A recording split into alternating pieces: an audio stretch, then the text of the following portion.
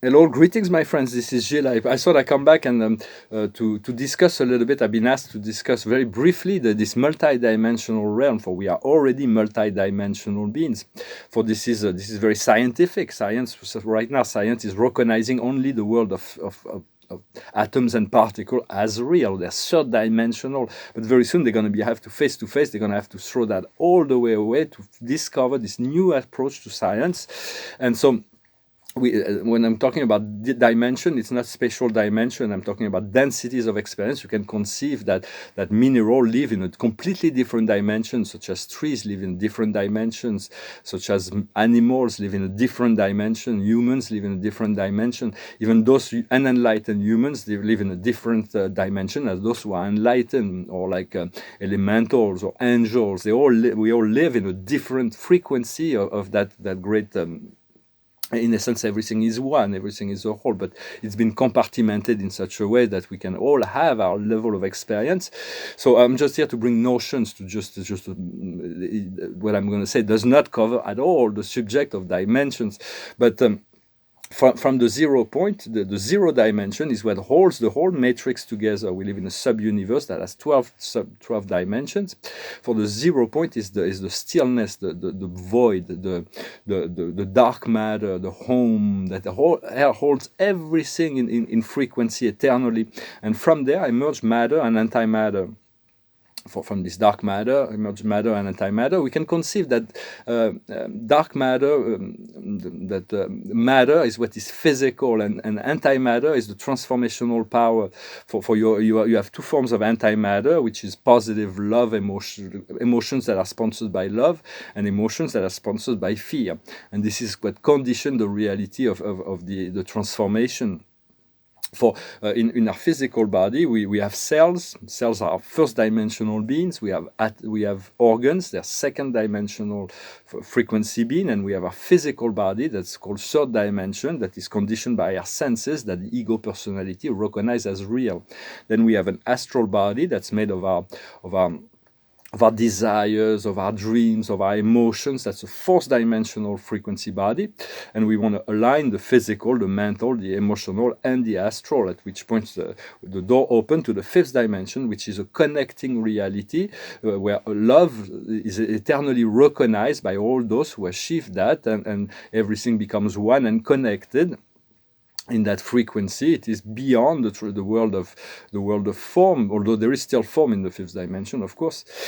And so the third dimension, the third dimension is this physical reality. Science has realized, that the physical universe is just a minuscule part, or small part of that which is the totality of the mass of the universe that is invisible. So that proves the existence of mass that are invisible in frequency.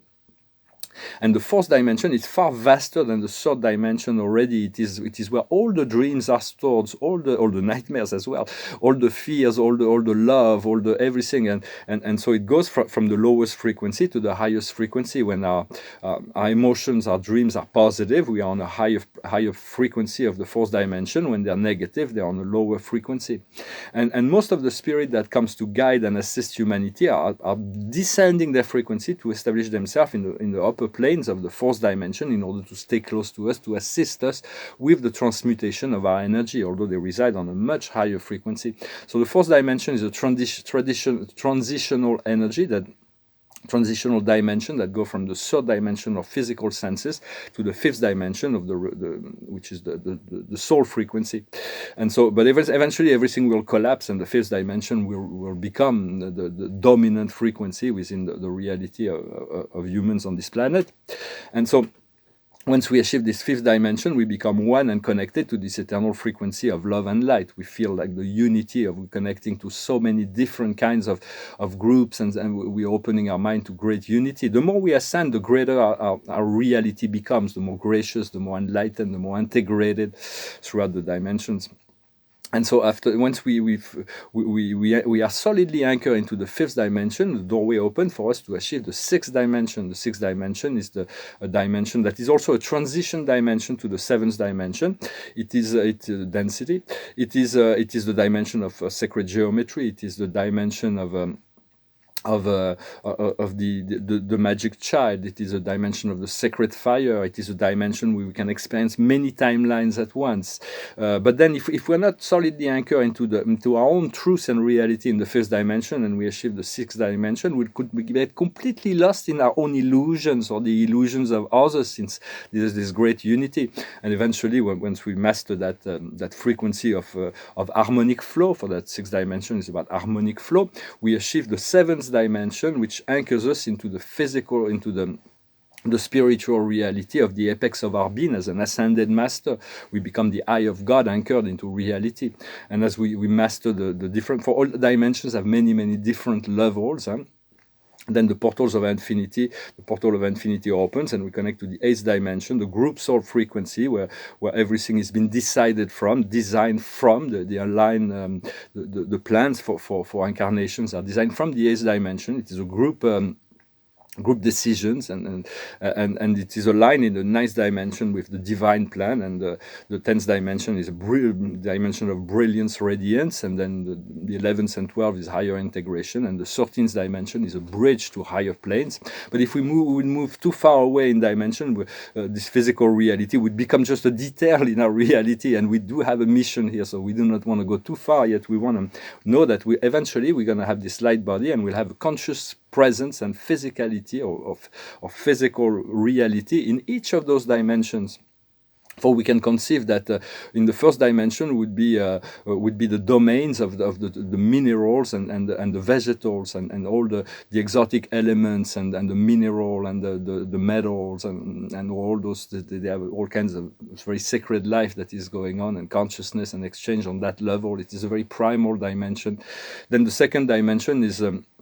And there is also levels within that. A human beings that goes too far into decadence, into de-evolution, and become an animal will leave the third dimension to go into the second dimension, in the dark space of the second dimension. But you can conceive that animals live in the second dimension. They don't have this reasoning ability, the ego to reason and to manipulate or do things. They're just purely spontaneous, and they live in this second dimension. Little children also, before they develop the critical mind, are in another plane of the second dimension. But those also elementals are in first, second, third, not third, but fourth and fifth dimension, and they work very well together. And so, but some beings can be in the second dimension, maybe closer to the fifth and sixth dimension than those in the third, because the third is like very physical. So we can conceive that it is all, everything is one in essence. So I'm just bringing up some thoughts about that, and we have those timelines that we have timelines, which is a sequential events that is planned and that is experienced in our life as a line, but eventually the circle becomes complete, and our life becomes a circle, a never-ending experience, moving along a spiral, nevertheless. And when those timelines cross, when we meet somebody, our timelines crosses. We have made this collective agreement to experience this shift on the planet. Yet somebody who's in a very negative timeline, it will be very hard to co-create with that person, regardless of the timeline that we choose. The timeline that they've chosen is going to be is a descending timeline. If we choose joy and love, we go on an ascending timeline. And when we meet people that are on a parallel timeline, there's a great deal of power within the co-creative process. And right now, there are millions of people that are aligning in this ascension process, so the co-creation of the new world will be faster and easier than we think, for we are worthy of the freedom, because we are not really associated directly with this world of pain that we live in. Choose God, choose yourself, remove yourself sometimes from the process to allow this highest timeline to unfold before you. Ask Santa Claus for the beautiful, or God, sorry, not Santa Claus, but ask God to provide the most gracious and easy timeline, one that's full of joy and health and freedom and creativity and friends and all kinds of things that you want in your timeline. So it is important to keep our focus, because the law of attraction will always bring us where we will always work as a mirror to us for everything. All energies everything is energy. I was talking about that earlier, but Einstein already brought that in the relativity, E equal M. But the energy is just a slowing down of vibration and frequency of some energy. Everything is energy. But we also know from quantum physics that although there's been proven scientifically that particles have a predestined destination, yet the mind of the observer will condition the path of the particle that can change their direction depending on the beliefs and the observer. So know you are in control of that reality, and eventually we'll become master of our thought. We'll discipline our thoughts enough so we can become master of that physical reality, physical realm as well. So we want to move into this highest possible timeline. So that we can experience. So no matter what's going on outside of us, people are on their own timeline, and some of them are submitted to the fear and pain that is been broadcasted. But we want to be free of that. We want to let go of that. I'm going to pull a few cards. I hope this makes sense to you. I've been asked to discuss a little bit those dimensional reality. There are 352 dimensions in the Creator universe, and once we graduate from there, we'll move into more spiritual reality of the super universe. And once we graduate from there, we go through the central universe, and then eventually we'll emerge as eternal being on paradise. But this is a long process. Enjoy every step of the way, for there is no limit. We can already connect and achieve anything from here, from where we are now. It's just up to our beliefs and our ability to open our mind to receive and connect, to communicate with our God self, or that I am presence is all wise, and our guides are all wise in the assistance to bring us into this alignment. I'm going to pull 12 cards. For first, I'm going to look in general way, then I'm going to look in terms of sentimental reality, and then finally in terms of professional. To see a little bit. The highest wisdom for us in a general sense is departure. It's living. It's getting ready for new traveling, new steps in our reality. What we have to understand is liberation. We are being liberated. We're going to liberate the world around us. As we get liberated ourselves, we're freeing the world around us. What we need to do is well-being. And the outcome will be rest. We're going to be able to take a break, take vacations. That's going to be really nice to take a long vacations after this program. We're going to have to see where can we take a vacation in this world that is still. So now let's see more in the sentimental way. It's like what is it is the highest wisdom is the mission. We may have the mission, part of our mission may be to come in with a soulmate, with a deep relationship. So it is part of our mission on earth to be able to align ourselves, to receive and come together with somebody that's very that we resonate with. What we need to understand is friendship. For in relationship, friendship is essential. If you do not respect the person enough to have friendship, if there's just sexual attraction and passion, the relationship will not last. You have to have this deeper bond of friendship with that person, to have this love that is unconditional, if possible. So if you love somebody, no matter what they do, you'll continue to love them no matter what. What we need to do is abundance.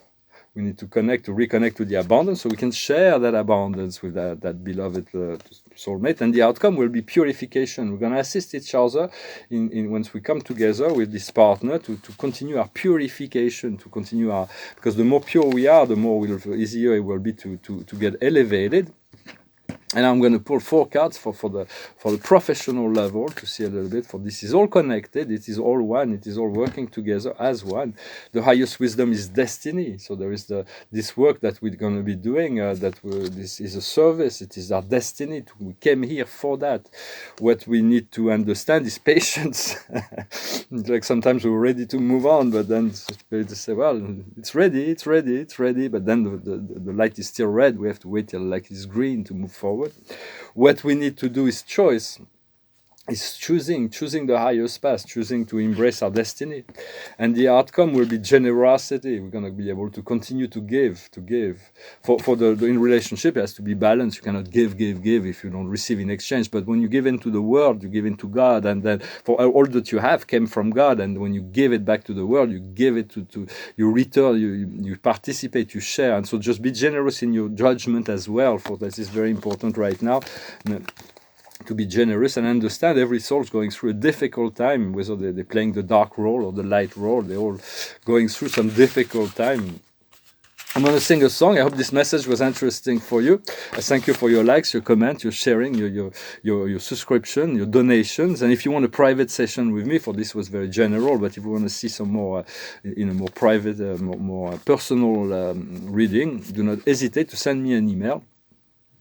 This is a song I didn't know what to sing, and this song came to my mind. It's called Your Song. It's a beautiful song of Elton John. It goes like this. It's a little bit funny, that feeling inside. I'm not one of those who can easily hide. I don't have much money, but boy, if I did, I'd buy a big house where we both could live. If I was a sculptor, but then again, no, a man who sells potions in a traveling show. I know it's not much, but it's the best I can do. My gift is my song, and this one's for you. And you can tell everybody this is your song.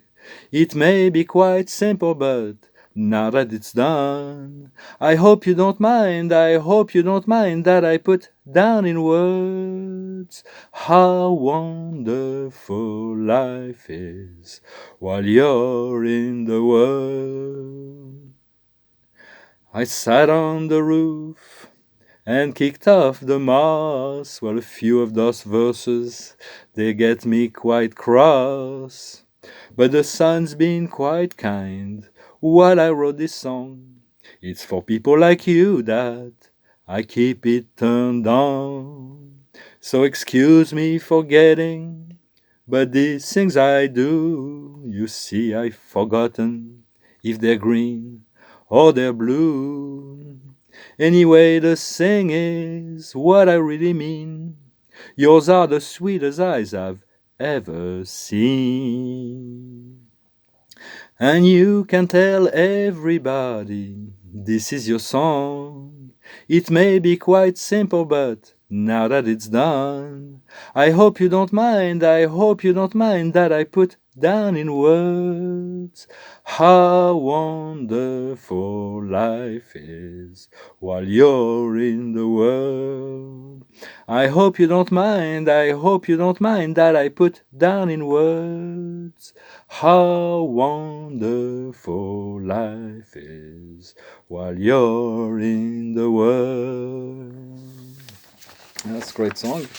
And so, do not forget to turn on your inner light every day. Turn on to your God self. Turn on to your guides for wisdom, for counsel, for any time. Man. They're always there. Sometimes they won't respond because they need you to come down and to stay at peace, to elevate yourself in the fourth dimensional realm. So they can, once we are happy enough, we are content enough, we are no longer in the expectation of some message. They can bring in this new light, this new love, this new energy, this new frequency, and everything is being crystallized within us. I'm going to I'm going to pull a few more cards. The highest wisdom is the blessing. It's a great blessing that is coming down from heaven. So let us be grateful for that blessing that is coming. These wonderful things that are coming. What we need to understand is all that shines. Is all that is new. Maybe distracting, but it's going to be fun to experience. So all that shines. It's just that it can create some mood swing. And do not let yourself be distracted. Although it's okay to be distracted. Like if you have a new toy, you just play with your toy, but a new relationship, you enjoy this new relationship, but do not forget the sense of who you are, this inner light, and bring that into the picture. Bring your creator's forces into the picture in order to keep this inner connection to this oneness and stillness. What we need to do is the incomplete symphony. It means there is certain things within ourselves that still need to be worked on, and little things that we need to do in order to be in a better flow, to be in a better alignment. We usually know those things that we've been indolent with, that are little weaknesses. It's not about judgment or blame. It's just about getting more strength in relationship to that. And the outcome is cleaning up, is house cleaning. So there is a certain house cleaning that needs to be done in order to get more to advance more, to advance with greater ease, to remove the thorn on the rose. For as long as there is only one sword that is remaining, the rose won't be able to be. We won't be able to hold the sword. We will still feel the thorn rather than the beauty of the rose. And the outcome is the 4 of Raphael. It says, looking into other possibility, look into the magic side of life. becoming aware of your emotions. So it's about aligning our emotional body with our to discipline our mental body, and to feel the good emotions, and to align our physical habits, and and our dreams and desires, those four bodies: the astral body, the mental body, the emotional body, and the physical body. Once they are aligned, there is no limit to what will be experienced and felt, and we'll be able to break through in many, many levels. I thank you very much. I wish you a wonderful day, and I'll talk to you later. Namaste.